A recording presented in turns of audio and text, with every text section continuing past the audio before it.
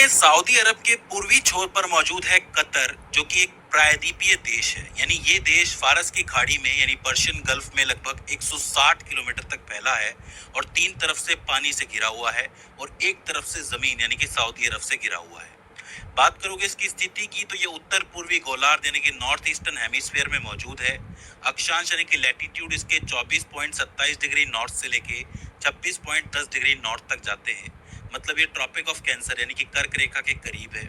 वहीं जो देशांतर है, लॉन्गिट्यूड है, वो 50 डिग्री ईस्ट से लेके 52 डिग्री ईस्ट तक जाते हैं। इस हिसाब से इसका टोटल क्षेत्रफल लगभग 11,571 वर्ग किलोमीटर हो जाता है। यानी कि कतर ओवरऑल भारत के कई राज्यों से भी बहुत ज्यादा छोटा है अगर आप क्षेत्रफल के मामले में देखोगे तो। अगर इसकी सीमाओं की बात की जाए तो इसकी एकमात्र भूमि सीमा सऊदी अरब से लगती है, दक्षिण दिशा में लगभग 87 किलोमीटर लंबी है। अबू समरा से लेके खोर अल अदाद तक की जाती है। ध्यान देने वाली बात यह है कि इस सीमा को 1965 में तय किया गया था, लेकिन इसे कभी भी जमीन पर पूरी तरह सीमांकित नहीं किया गया। मतलब इस सीमा को कभी भी जमीन पर प्रैक्टिकल रूप से नहीं खींचा गया। सिर्फ ये बात तय की गई कि ये अबू समरा से शुरू होगी और खोर अल अदाद तक जाएगी। तो अब ऐसे में कितना एरिया किसके अंतर्गत आता है ये बात तय नहीं है। यही कारण है कि भविष्य में इसको लेके मसले हो सकते हैं। बात करें इसकी तट रेखा के बारे में तो कतर की भौगोलिक पहचान इसकी पर्याप्त तट रेखा से बहुत ज्यादा प्रभावित होती है। कतर की जो टोटल तट रेखा है वो लगभग 566 किलोमीटर लंबी है। जी हाँ, चूंकि पूरी तरीके से पानी में है, तीन जगहों से घिरा हुआ है, तो बहुत बड़ी सीमा है। इस तट रेखा पर आपको समुद्र के अंदर धसे हुए और बाहर निकले हुए बहुत से हिस्से देखने को मिलेंगे, जो कि प्राकृतिक बंदरगाहों की तरह काम करते हैं, नेचुरल पोर्ट जिसको आप कह सकते हो। इस तट रेखा की वजह से मोती निकालने, मछली पकड़ने और तेल के भंडार तक पहुंचने में मदद मिलती है। फारस की खाड़ी में जितनी भी प्रवाल भित्तियां हैं, जिसको आप कोरल रीफ कहते हो, उनमें से 48% जो है वो कतर के पानी में मौजूद है, जो यहाँ की समुद्री जैव विविधता को दिखाता है। मतलब समुद्री जो बायोडायवर्सिटी है वो यहाँ पर मौजूद है। अगर हम कतर के समुद्री इलाके की बात करें तो देखो, कतर का दावा लगभग 12 समुद्री मील यानी कि 22.2 किलोमीटर के क्षेत्रीय समुद्र पर है। जितना भी क्षेत्रीय समुद्र है उसमें 22 किलोमीटर तक का इसका दावा है। वहीं 24 समुद्री मील यानी कि 44.4 किलोमीटर तक का इलाका इसका संलग्न क्षेत्र है, यानी कि कंटिग्यूअस क्षेत्र है। आपको पता है कि ये 24 मील के अंदर फैला हुआ होता है। ये नॉर्मल सी ज्योग्राफी की बात है, पता होना जरूरी है। तो क्षेत्रीय समुद्र कितना है? 12 समुद्री मील है और संलग्न क्षेत्र कितना है? 24 समुद्री मील है। तो इसे आपको याद रखना। इसी में कतर के पास लगभग 31,590 वर्ग किलोमीटर का विशेष आर्थिक क्षेत्र भी है, यानी कि EEZ भी है। तो इसे भी आपको याद रखना। ये जितनी भी समुद्री सीमाएं हैं, इनको अप्रैल 1992 में कानून बनाकर मंजूरी दी गई थी। इन सभी को आपको याद रखना। अब चूंकि हम तट रेखा के बारे में बात कर रहे हैं तो हमें हवार द्वीप समूह के बारे में बात करने की जरूरत है, क्योंकि यहाँ पर कतर का एक विवाद चल रहा है। ये जो हवार द्वीप समूह है ये बहरीन का हिस्सा है, लेकिन कतर के पश्चिमी तट से केवल 1.9 किलोमीटर की दूरी पर है। यानी कि कतर के बिल्कुल ही पास है, समझो लगा हुआ हिस्सा है। ये जो द्वीप है ये कतर और बहरीन के बीच चले आ रहे एक लंबे जमीनी विवाद का हिस्सा है। बहरीन और कतर के बीच में इसे ही लेकर जो विवाद है वो चलते रहते हैं। इसके अलावा कतर के द्वीप समूहों में एक हलूल द्वीप भी बहुत महत्वपूर्ण है, क्योंकि जितना भी तेल होता है वो यहीं पर जमा किया जाता है। तो इस चीज को आपको याद रखना है। एक बात याद रखना कि कुल मिलाकर कतर के पास खुले समुद्र में टोटल 27 द्वीप है। कितने हैं? 27 द्वीप है। तो तट रेखा से संबंधित बातें याद रखना जरूरी है। बात करते हैं कतर की राजधानी के बारे में। तो कतर की राजधानी है दोहा, जो देश का एक जीवंत केंद्र है। शहर का उचित क्षेत्र लगभग 132 वर्ग किलोमीटर में फैला है। अगर 2020 तक की बात करें तो दोहा की कुल जनसंख्या लगभग 11,86,023 थी, जिसका अर्थ ये हुआ कि कतर की लगभग आधी जनसंख्या जो है वो उसकी राजधानी में ही रहती है। तो अब आप समझ सकते हो कि कितना डेंस इलाका है ये। डेंस है लेकिन फिर भी लोग आराम से रह रहे हैं, ऐसा नहीं है कि कोई दिक्कत है, बढ़िया तरीके से रह रहे हैं। बात करें कतर की स्थलाकृति और भू आकृति के बारे में तो देखो, कतर की ज्यादातर जमीन जो है वो सपाट और पथरीली मिलेगी। यहाँ का जो सबसे ऊंचा बिंदु है वो कुरैन अबू अल बाउल है, जो सिर्फ 103 मीटर ऊंचा है। यानी कि यहाँ की जमीन जो है वो ज्यादा ऊंची नीची नहीं है। यहाँ पथरीले इलाके को हजम कहा जाता है और नरम मिट्टी वाले इलाके को रौद कहा जाता है। याद रखना, हजम और रौद। पश्चिम और उत्तर पश्चिमी तटों पर आपको चूना पत्थर के छोटे छोटे पहाड़ भी देखने को मिलेंगे, लेकिन वो ज्यादा ऊंचे नहीं है।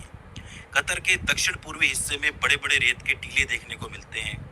खौर अल अदाद, जिसे अंतर्देशीय समुद्र भी कहा जाता है, इसका एक बेहतरीन उदाहरण है। ये जो है दोहा से लगभग 78 किलोमीटर दक्षिण में स्थित है, सऊदी अरब की सीमा के पास। यह एक अनोखी खारी खाड़ी है जिसे यूनेस्को ने प्रकृति रिजर्व के रूप में जगह दी है, तो इसे याद रखना बहुत जरूरी है। इस जगह पर जो रेत के टीले हैं वो लगभग 40 मीटर तक ऊंचे होते हैं और सीधे समुद्र से मिलते हैं, फारस की खाड़ी से मिलते हैं, जो कि देखने में बहुत शानदार लगता है। तो इस जगह को आपको याद रखना है। बात करते हैं सबसे इंपॉर्टेंट कतर की जल व्यवस्था के बारे में। देखो, कतर में कोई स्थायी नदी नहीं है, ना ही मीठे पानी की कोई झील है। ऐसा इसलिए है क्योंकि यहाँ पर बहुत ज्यादा सूखा इलाका है और रेगिस्तानी माहौल बना रहता है। नदियों की जगह यहाँ पर वादियां हैं, जो कि मौसमी घाटियां भी कहलाती हैं। होता यह है कि सर्दियों में जब थोड़ी बहुत बारिश होती है तो इससे जो पानी है वो इन वादियों में जमा हो जाता है, जिससे कि ये जगह हरी भरी हो जाती है। वादी तिबियान उत्तरी कतर में इसका एक बहुत इंपॉर्टेंट उदाहरण है जिसे याद रखने की जरूरत है। यहाँ कुछ खास रेगिस्तानी पौधे और रंग बिरंगे जंगली फूल भी उगते हैं। वादी तिबियान अपनी बनावट के लिए खास है क्योंकि यहाँ छोटे छोटे तालाब बन जाते हैं जहाँ बारिश का पानी इकट्ठा हो जाता है। एक जनजाति यहाँ पर रहती थी जिसका नाम है बेडुइन जनजाति। उसके लिए ये बहुत महत्वपूर्ण माने जाते थे क्योंकि बेडुइन लोग जब यात्रा करते थे वो पानी यहीं से लेते थे, मतलब इन तालाबों से ही लेते थे। अब देखो, कतर में अगर मुख्य स्रोत की बात की जाए पानी के, तो वो है बारिश और ग्राउंड वाटर यानी कि धरती के नीचे का पानी। लेकिन यहाँ पर बारिश बहुत कम होती है, लगभग 70 से 81 मिलीमीटर के आसपास सालाना। तो इसका मतलब ये लोग बारिश पर तो निर्भर कर नहीं सकते। चूंकि यहाँ की जनसंख्या भी अच्छी खासी है, तो इस बढ़ती हुई जनसंख्या के लिए ये पानी काफी नहीं है। यही कारण है कि जो कतर है वो समुद्र के पानी को मीठा करता है, मतलब एक प्रोसेस करता है जिसको हम डिसैलिनेशन कहते हैं, जिसमें नमक निकाला जाता है पानी से और उसको मीठा किया जाता है। मैं आपको बता दूं कि ये पूरी प्रक्रिया बहुत ज्यादा महंगी होती है और इसमें बहुत ज्यादा ऊर्जा खर्च होती है। यही कारण है कि कतर को लगातार बड़े पैमाने पर पानी की पूर्ति करने के लिए खर्चा करना पड़ता है, निवेश करना पड़ता है, ऐसे यंत्र लगाने पड़ते हैं जिससे कि समुद्र का पानी मीठा किया जा सके। अब देखो, यही जो है कतर की एक सबसे बड़ी समस्या भी है, क्योंकि अगर कतर कल को किसी से लड़ने जाता है तो हो सकता है कि कतर के पास बहुत पैसा हो, क्योंकि कतर जो है वो एलएनजी का बहुत बड़ा निर्यातक देश है और साथ ही तेल भी बहुत ज्यादा निर्यात करता है। लेकिन अगर इसकी जल व्यवस्था पर कोई वार कर दे तो कतर बिखर जाएगा, क्योंकि आपको पता है कि पानी है तभी जीवन है। वो अलग बात है कि जब तक कतर के पास तेल है, गैस है, कोई इन्हें प्यासा तो मरने नहीं देगा।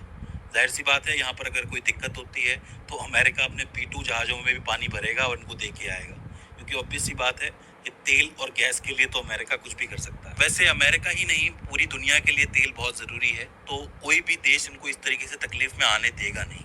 लेकिन फिर भी कतर जो है वो अच्छा खासा पैसा खर्च करता है। बात करें कतर के तेल क्षेत्रों के बारे में, तो यहाँ 3 प्रमुख तेल क्षेत्र हैं। सबसे पहले आता है अल शाहीन, जो कि कतर के उत्तर पूर्वी तट पर मौजूद है, फारस की खाड़ी में स्थित है और यह एक अपतटीय क्षेत्र है। अच्छी खासी तादाद में यहाँ से तेल गैस निकलता है। तुखान क्षेत्र की बात करोगे तो ये कतर का पहला तेल क्षेत्र था जिसे 1939 में खोजा गया था और 1940 से उत्पादन शुरू हुआ था। ये जो पश्चिमी तट है यहाँ पर आपको देखने को मिलेगा, ये भी एक अपतटीय क्षेत्र है। यहाँ से तेल और गैस दोनों का उत्पादन होता है। और तीसरा है उत्तरी गैस क्षेत्र, जो कि दुनिया का सबसे बड़ा गैस क्षेत्र है और कतर के उत्तर पूर्वी तट से थोड़ा सा दूर स्थित है। तो ये बहुत जरूरी जगह हो जाती है। तो कतर एक प्रमुख निर्यातक हो जाता है एलएनजी का, लिक्विड नेचुरल गैस का। तो इसे आपको याद रखना। ध्यान देने वाली बात यह है कि तेल यानी कि क्रूड ऑयल, गैस यानी कि एलएनजी, मछली पकड़ना और मोती के व्यापार की बदौलत जो कतर है वो आर्थिक रूप से बहुत ज्यादा मजबूत हुआ है। यही कारण है कि आपको कतर के अंदर बहुत ज्यादा विकास भी देखने को मिलेगा। ज्यादा बड़ा एरिया भी नहीं है, पैसा भी अच्छा खासा आता है, तो इस वजह से आपको यहाँ पर इंफ्रास्ट्रक्चर अच्छा देखने को मिलेगा। जाहिर सी बात है कि जो समुद्र के पानी को मीठा करके पी रहे हो वो कितना ही आगे होंगे पैसे के मामले में, आप जान सकते हो। लेकिन यहाँ पर थोड़े से डिसएडवांटेजेस भी हैं, जैसे कि ज़मीन हो गई, ज़मीन को लेके विवाद हो सकता है। एक तो बहरीन के साथ चल ही रहा है, कल को सऊदी अरब के साथ भी शुरू हो सकता है। छोटी मोटी घुसपैठ भी देखने को मिलती है। इसके अलावा जल तो एक बहुत बड़ी समस्या है कि जल को अगर किसी ने टारगेट कर दिया तो कतर के लिए मुसीबत हो जाएगी। तो ये चीज याद रखने की जरूरत है। तो दोस्तों, ये हो जाता है कतर का बेसिक भूगोल। आई होप आपको समझ में आया होगा और इस वीडियो से आपने कुछ ना कुछ नया जरूर सीखा होगा। अगर इसके बाद भी इसके अंदर आपको कोई क्वेरी आती है, कोई दिक्कत आती है, तो आप हमें कमेंट सेक्शन में बता सकते हैं।